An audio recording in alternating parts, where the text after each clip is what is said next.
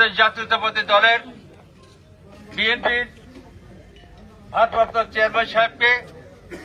madam Khaleda Zia তিনবারের প্রধানমন্ত্রীকে